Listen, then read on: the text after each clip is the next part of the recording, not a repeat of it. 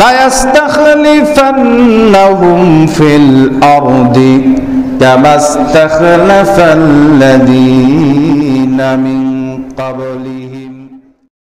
আসসালামু আলাইকুম ওয়া রাহমাতুল্লাহি ওয়া বারাকাতুহু। প্রিয় ভাই, আপনি জানতে চেয়েছেন জমি বন্ধক রাখা জায়েজ আছে কি? প্রথমত আমরা জানব বন্ধক বিষয়টা ইসলামে জায়েজ। বন্ধক বিষয়টা ইসলামে জায়েজ। যেমন হাদিসে এসেছে, সহিহ হাদিস, মাতান নবী সাল্লাল্লাহু আলাইহি ওয়াসাল্লাম ওয়াদিরউহু মারহুনাতুন ইনদা ইহুদি। আল্লাহ রাসূল সাল্লাল্লাহু আলাইহি ওয়াসাল্লাম যখন মারা যায় তখনও তার একটা বর্ম এক ইহুদির কাছে বন্ধক ছিল। অর্থাৎ ইহুদির কাছ থেকে আল্লাহ রাসূল কিছু নিয়ে এসে আল্লাহ রাসূলের বর্মটি তার কাছে বন্ধক রেখেছিল। তো এখান থেকে আমরা জানতে পারি বন্ধক ইসলামে জায়েজ। বন্ধক বিষয়টা কি? আপনি কারো কাছ থেকে টাকা নিলেন কিংবা কোনো জিনিস নিলেন, এর প্রমাণস্বরূপ অথবা এর জিম্মা স্বরূপ আপনি তার কাছে কোনো কিছু রাখলেন, এটা হচ্ছে বন্ধক, এটা হচ্ছে আমানা। আল্লাহ বলেন ফালিউআদ্দিল্লাযী আমানাতা, প্রত্যেকেই যেন তার আমানত ফিরিয়ে দেয়। অর্থাৎ আমি আপনার কাছে 1 লক্ষ টাকা নিলাম, সেই কারণে আপনার কাছে আমি আমার 1 বিঘা জমি বন্ধক রাখলাম। যখনই আমি 1 লক্ষ টাকা দিয়ে দিব, আপনি আমার সেই জমি ফিরিয়ে দিবেন। তবে এই বন্ধক যেটা আমাদের দেশে প্রচলিত, এই বন্ধককৃত জমি থেকে কোনো লাভ, কোনো উপকার নেওয়া যাবে না। যার কাছে বন্ধক রাখবে তার কাছে সেটা আমানত থাকবে, সে এই জমি থেকে কোনো ফসল কিংবা কোনো লাভ উপকার সে নিতে পারবে না। এটা যদি নেয় তাহলে সেটা রিবা অর্থাৎ সুদ হয়ে যাবে।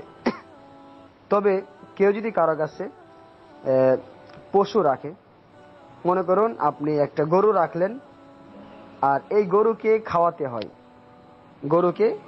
হয়, তো আপনি যতটুকু খাওয়াবেন, যেই পরিমাণ টাকা খরচ হবে, সেই টাকাটা আপনি যে আপনার কাছে বন্ধক রেখেছে তার কাছ থেকে নিয়ে নেবেন, অথবা সেটা যদি গাভী হয় সেই পরিমাণ দুধ গাভীর কাছ থেকে নিতে পারেন।